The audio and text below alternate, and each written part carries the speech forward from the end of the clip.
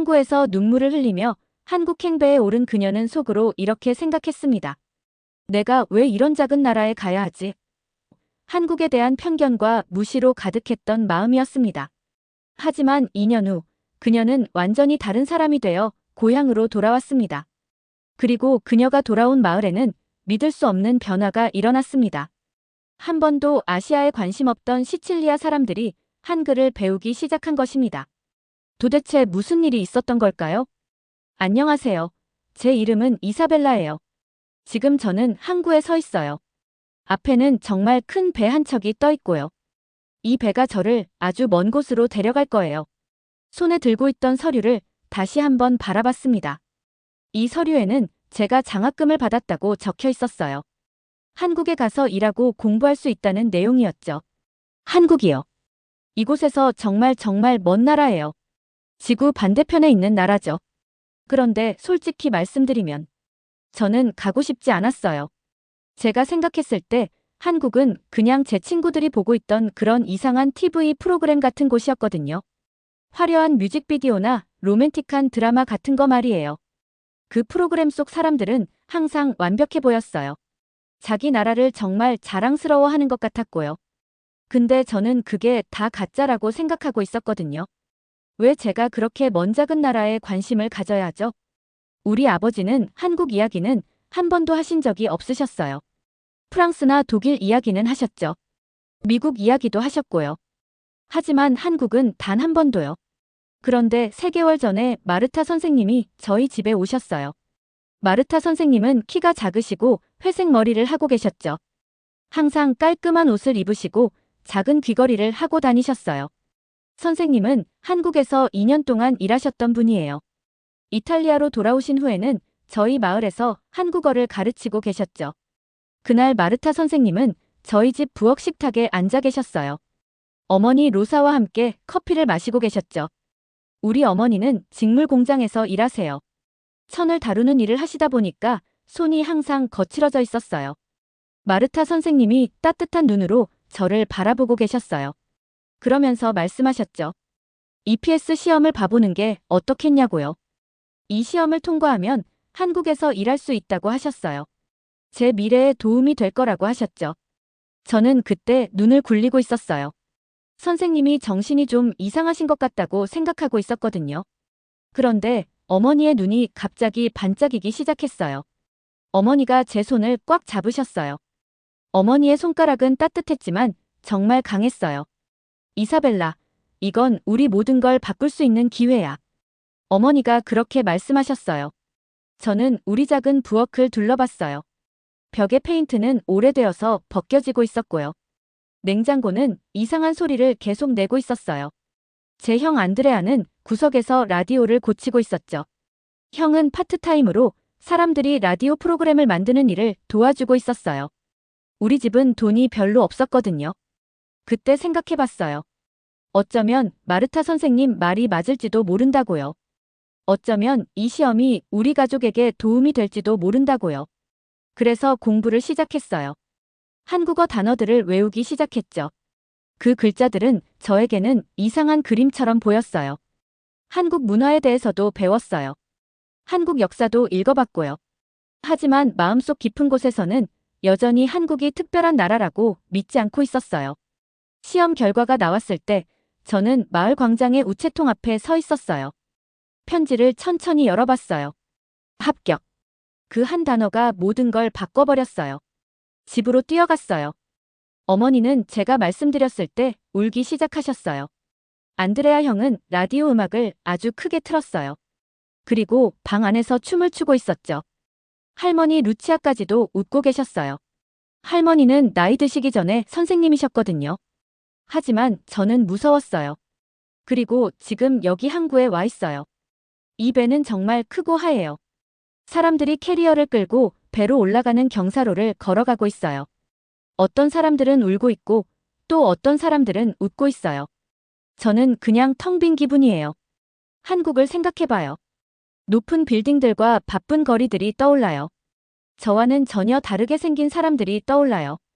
그들은 제가 거의 모르는 언어를 말할 거예요. 제가 한 번도 맛본 적 없는 음식을 먹을 거고요. 제가 상상할 수도 없는 방식으로 살아갈 거예요. 배의 백고동 소리가 크게 울려 퍼지고 있어요. 이제 갈 시간이에요. 캐리어를 들어 올렸어요.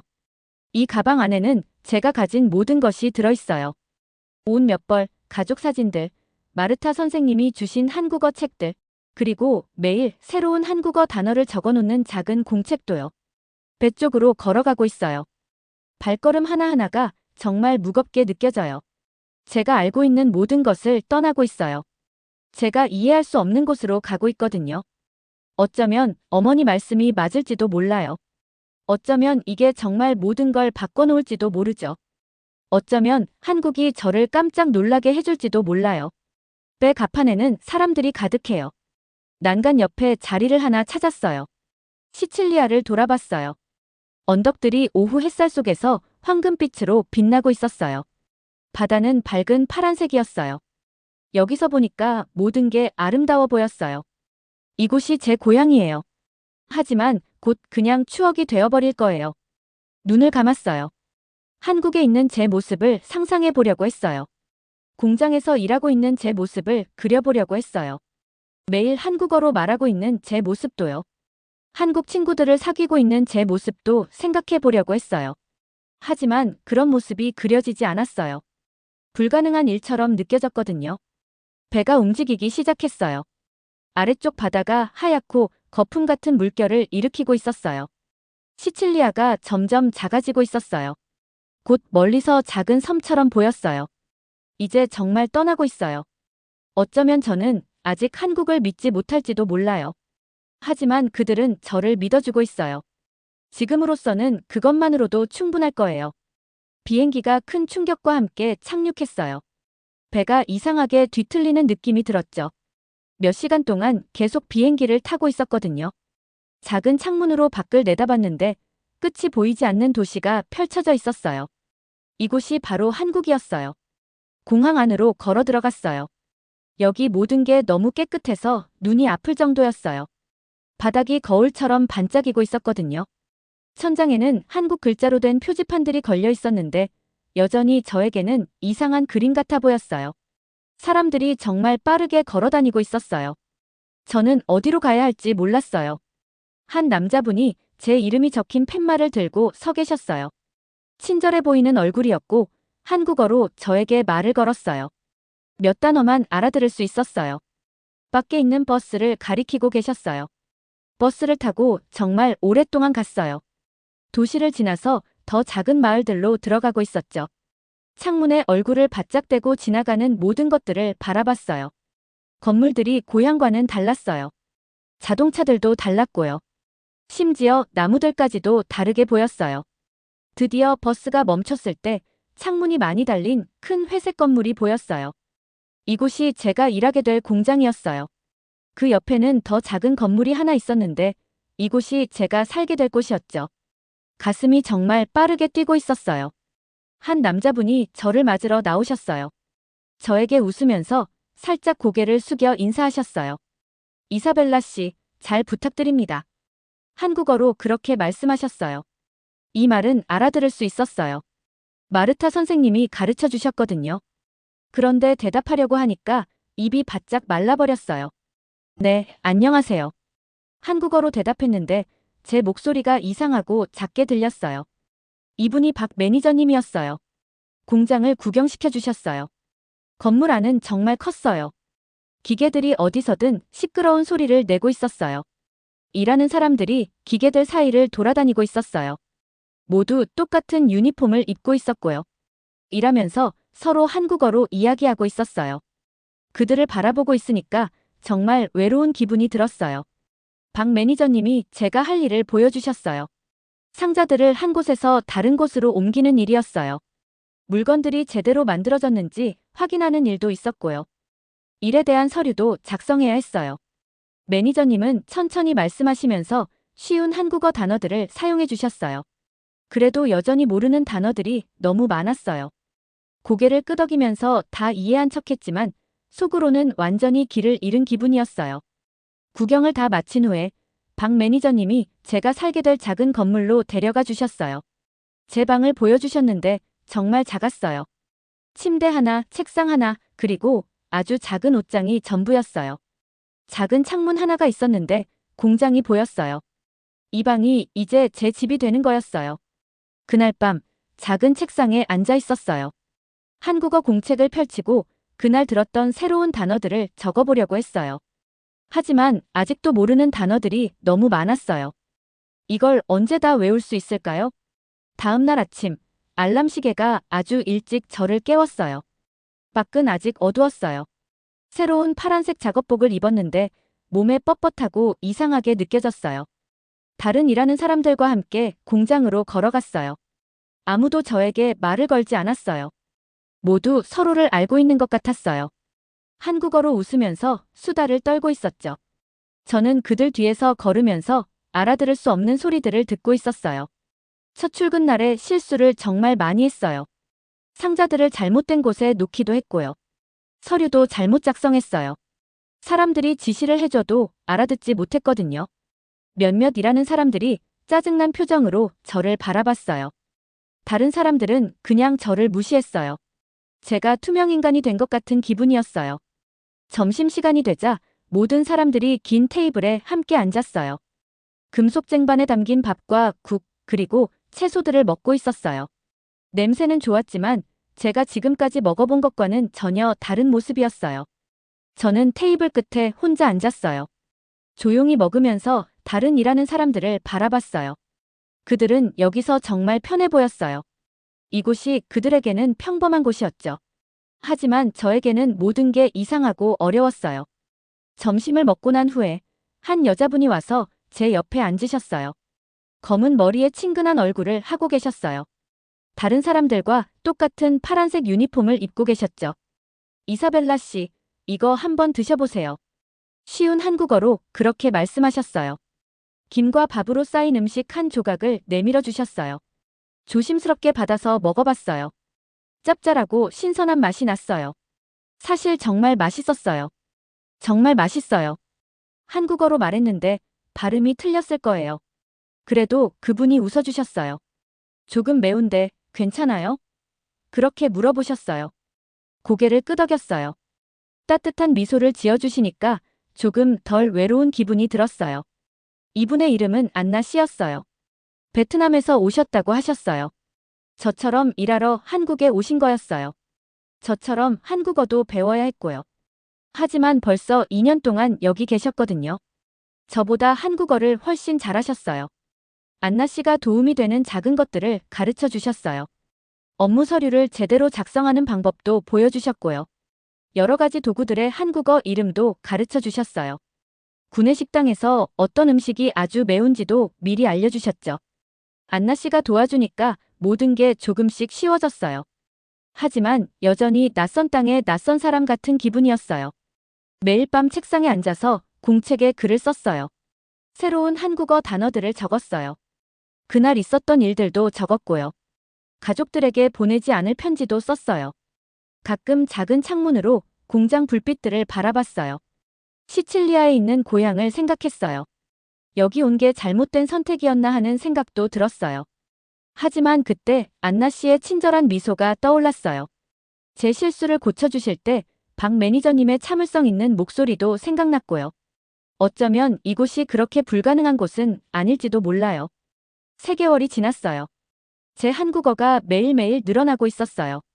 박 매니저님이 하시는 말씀을 거의 다 알아들을 수 있게 되었죠. 점심시간에 안나 씨와 이야기도 할 수 있었고요. 다른 일하는 분들과는 작은 농담까지 주고받을 수 있게 되었어요. 그런데 새로운 일이 생기고 있었어요. 제가 처음 왔을 때와 똑같이 생긴 다른 외국인 일하는 분들을 보게 되었거든요. 그분들도 당황한 표정을 짓고 있었어요. 제가 했던 것과 똑같은 실수들을 하고 있었죠. 점심시간에 혼자 앉아있기도 했고요. 어제는 방글라데시에서 온 새로운 일하는 분이 우리 공장에 들어오셨어요. 이름이 카림이라고 하셨어요. 한국어를 거의 못하셨어요. 첫날에 정말 길을 잃고 무서워하는 것 같아 보였어요. 다른 일하는 분들은 카림 씨가 지시를 알아듣지 못하니까 답답해하고 있었어요. 카림 씨가 어려워하는 모습을 보고 있으니까 제 첫날들이 떠올랐어요. 투명인간이 된 것 같고 외로웠던 기분이 생각났어요. 누군가가 이 낯선 새로운 세상을 이해할 수 있게 도와줬으면 좋겠다고 바랐던 마음도 기억났죠. 그날 밤에 잠이 안 왔어요. 카림 씨와 제가 만났던 다른 외국인이라는 분들을 계속 생각하고 있었거든요. 우리 모두 똑같은 문제들을 겪고 있었어요. 우리 모두 똑같은 언어의 벽 때문에 어려워하고 있었죠. 우리 모두 똑같은 방식으로 외로움을 느끼고 있었어요. 그때 마르타 선생님이 이탈리아를 떠나기 전에 하셨던 말씀이 떠올랐어요. 뭔가를 정말로 배우는 가장 좋은 방법은 다른 사람에게 그걸 가르쳐 주는 거라고 하셨거든요. 머릿속에서 어떤 생각이 자라나기 시작했어요. 다른 외국인이라는 분들이 한국어를 배우는 걸 도와줄 수 있다면 어떨까요? 안나 씨가 저에게 가르쳐 준 것들을 제가 그분들에게 가르쳐 줄 수 있다면 어떨까요? 다음 날 점심시간에 카림 씨와 함께 앉았어요. 음식 쟁반에 있는 한국어 표시를 읽는 방법을 보여줬어요. 구내식당에서 일하시는 분들에게 주세요와 감사합니다라고 말하는 방법도 가르쳐 드렸죠. 카림 씨 공책에 중요한 일 관련 단어들도 적어 드렸어요. 카림 씨가 새로운 걸 이해하실 때마다 얼굴이 환하게 밝아졌어요. 이런 기분이 저를 정말 행복하게 만들었어요. 안나 씨가 제가 하고 있는 일을 눈치채셨어요. 고개를 끄덕이며 저에게 미소를 지어주셨어요. 일이 끝난 후에는 기숙사까지 함께 걸어가셨죠. 이사벨라 씨가 좋은 선생님이 되어가고 있네요. 그렇게 말씀해 주셨어요. 그 주말에 마을에 있는 주민센터에 갔어요. 회의실과 도서관이 있는 작은 건물이었어요. 관리자인 최 씨를 찾아뵈었어요. 친절한 눈을 가진 여자분이셨어요. 아직 완벽하지 않은 제 한국어로 제 생각을 말씀드렸어요. 외국인이라는 분들을 위한 한국어 수업을 시작하고 싶다고 했어요. 우리 중 많은 분들이 기본적인 대화와 일 관련 단어들에 도움이 필요하다고 설명했죠. 최 씨가 주의 깊게 들어주셨어요. 여러 가지 질문을 하셨어요. 수업 계획을 세울 수 있냐고요. 교재는 있냐고요. 몇 명 정도가 올 것 같냐고도 물어보셨어요. 최선을 다해서 대답했어요. 정말 열심히 하겠다고 말씀드렸어요. 이 수업이 사람들에게 정말 도움이 될 거라고도 말씀드렸죠. 한참 동안 생각하시더니 미소를 지으셨어요. 토요일 오후에 쓸 수 있는 작은 방이 하나 있어요. 그렇게 말씀하셨어요. 오래된 칠판과 의자 몇 개가 있어요. 별거 아니지만 무료예요. 가슴이 흥분으로 뛰었어요. 정말로 이루어지고 있었거든요. 다음 주 내내 준비했어요. 기본적인 한국어 표현들이 담긴 간단한 유인물을 만들었어요. 유용한 일 관련 단어들에 대한 수업 계획도 썼고요. 자기소개할 때 뭐라고 말할지도 연습했어요. 안나 씨가 소문을 퍼뜨리는 걸 도와주셨어요. 다른 외국인 일하는 분들에게 수업에 대해 알려주셨죠. 박 매니저님도 도와주셨어요. 공장 게시판에 공지를 붙여주셨거든요. 토요일 오후가 되었어요. 주민센터에 일찍 도착했어요. 손이 조금 떨리고 있었어요. 교실은 최 씨가 말씀하신 대로 작고 오래되었어요. 칠판에는 긁힌 자국들이 있었고요. 의자들도 서로 짝이 안 맞았어요. 하지만 저에게는 완벽해 보였어요. 사람들이 오기 시작했어요. 카림 씨가 제일 먼저 왔어요. 그 다음에는 필리핀에서 온 일하는 분 3명이 오셨고요. 그 다음에는 베트남에서 온 여자분 2명이 오셨어요. 네팔에서 온 남자분도 한 분 오셨고요. 곧 8분이 방에 앉아서 저를 바라보고 계셨어요. 모두 희망에 찬 얼굴들이었어요. 모두 배우고 싶어 하셨어요. 칠판 앞에 서 있었어요. 가슴이 정말 빠르게 뛰고 있었어요. 깊게 숨을 들이쉬었어요. 안녕하세요, 여러분. 한국어로 말했어요. 제 이름은 이사벨라예요. 이탈리아에서 왔어요. 오늘 함께 한국어를 배워봐요. 수강생들이 웃으면서 고개를 끄덕이셨어요.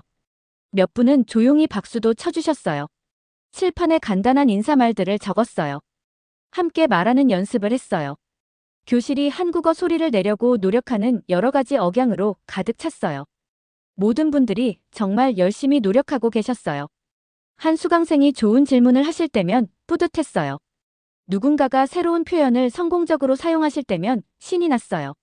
누군가의 눈에서 이해하는 빛이 반짝일 때면 제가 정확히 있어야 할 곳에 있다는 기분이 들었어요. 수업이 끝난 후에 수강생들이 여러 번 고마워해 주셨어요. 다음 수업이 언제인지 물어보셨어요.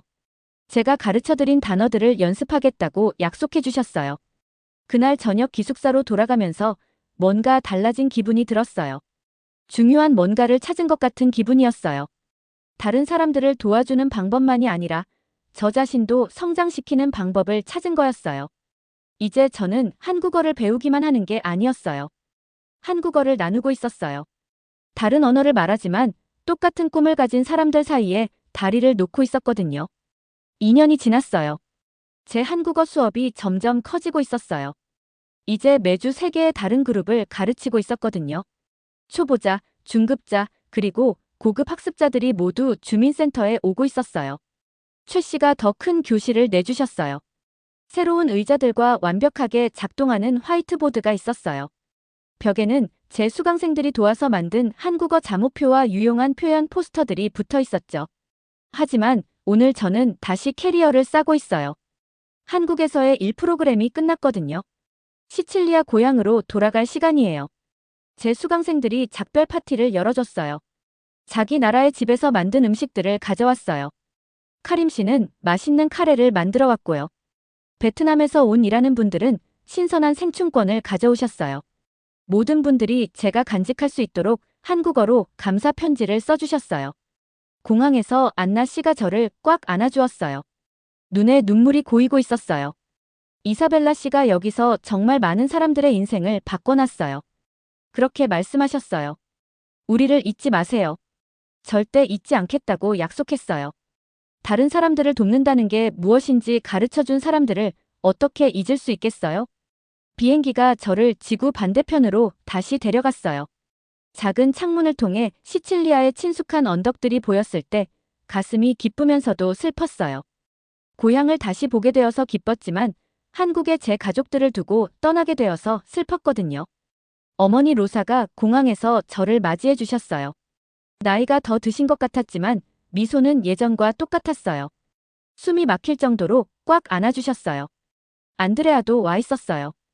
키가 더 커졌고 목소리도 더 굵어져 있었죠. 하지만 가장 큰 놀라움은 우리가 마을 광장으로 들어갔을 때 생겼어요. 오래된 도서관 건물 위에 새로운 간판이 걸려 있었거든요. 이탈리아어와 한국어로 한국어 학습센터라고 적혀 있었어요. 눈을 믿을 수가 없었어요. 어머니가 모든 걸 설명해 주셨어요. 제가 없는 동안 어머니가 마을 시장님과 제가 한국에서 한 일에 대해 이야기하셨다고 해요. 제가 외국인 일하는 분들에게 한국어를 가르쳤다고 쓴 편지들을 보여드렸대요. 우리 마을도 한국 문화를 배우는 것에서 도움을 받을 수 있을 거라고 시장님을 설득하셨던 거예요. 시장님이 오래된 도서관 일부를 언어학습센터로 바꾸는데 동의해 주셨어요. 한국어 교재와 사전들을 주문했어요. 한국어 소프트웨어가 들어있는 컴퓨터까지 샀다고 하셨어요. 하지만 수업을 가르칠 사람이 필요했어요. 바로 저 말이에요. 다음 주에 학습센터 성대한 개관식이 있었어요. 우리 마을 많은 분들이 한국어가 어떻게 생겼는지 보러 오셨어요. 아이들은 한글 잠오표를 가리키며 글자를 따라 써보려고 하고 있었어요. 어른들은 한국 음식과 풍습에 대해 질문하고 계셨죠. 저는 새로운 교실 앞에서 마이크를 들고 서 있었어요. 모든 얼굴들을 바라보면서 제 여행을 생각해봤어요. 한국에 가는 걸 무서워했던 때가 기억났어요. 간단한 단어들을 이해하려고 애썼던 것도 기억났고요. 길을 잃고 외로웠던 기분도 기억났어요. 이제 제가 배운 모든 것을 나누기 위해 여기 서 있었어요. 이 학습센터는 우리 모두의 꿈이에요. 마이크에 대고 말했어요. 한국과 시칠리아를 연결하는 다리예요. 우리 모두를 더 넓은 세상과 연결해주는 다리죠. 사람들이 크게 박수를 쳤어요. 아이들은 작은 한국 국기와 이탈리아 국기를 흔들고 있었어요. 고향에서 첫 번째 한국어 수업을 시작했어요. 제가 한국에서 했던 것처럼 간단한 인사말부터 시작했어요. 수강생들이 저를 따라했는데 이탈리아 억양과 한국어 소리가 섞이고 있었어요. 8살 된 여자아이가 손을 들었어요. 이사벨라 선생님, 이 말들로 인터넷에서 한국 아이들과 이야기할 수 있어요? 그럼요. 대답했어요. 언어는 열쇠 같은 거예요. 새로운 우정과 새로운 가능성의 문을 열어주거든요. 제 수강생들이 한국어 글자 쓰는 연습을 하는 걸 바라보면서 미소를 지었어요. 한때 한국을 그냥 이상한 TV 프로그램 같은 곳이라고 생각했던 소녀가 이제 자기 지역 사람들에게 한국어를 가르치고 있었거든요. 어떤 곳을 직접 경험해보기 전에 판단하는 건 책의 첫 페이지만 읽고 끝내는 것과 같다는 걸 배웠어요. 한국이 제게 편견을 넘어서 보는 법을 가르쳐줬어요. 다른 사람들이 배우도록 돕는 것이 자신이 계속 배우는 가장 좋은 방법이라는 것도 가르쳐줬고요. 가장 중요한 건 한국이 제게 문화 사이에 다리는 정부나 큰 회사가 만드는 게 아니라는 걸 가르쳐줬어요. 자신의 지식을 다른 사람들과 나누기로 선택한 평범한 사람들이 만드는 거라는 걸 말이에요. 오늘 밤에는 한국에 있는 제 수강생들과 화상 통화를 할 거예요. 새로운 학습센터에 대해 이야기해 드릴 거고요. 그들의 한국어가 이제 바닷가 작은 이탈리아 마을에서도 가르쳐지고 있다는 걸 보여드릴 거예요. 한 곳에서 심은 씨앗이 지구 반대편이라도 다른 곳에서 꽃을 피울 수 있거든요. 잘 들으셨나요? 세상에는 가슴 따뜻한 이야기들이 가득합니다. 감동 힐링 사연은 해외에서 전해지는 감동적인 사연들을 소개하며 다양한 이야기들을 통해 위로와 희망, 그리고 하루의 힐링을 선물해 드립니다. 조그마한 힐링이 되셨다면 구독과 알림 설정도 큰 힘이 되어요. 다음 영상에서 더 좋은 사연으로 찾아뵙겠습니다. 시청해주셔서 감사합니다.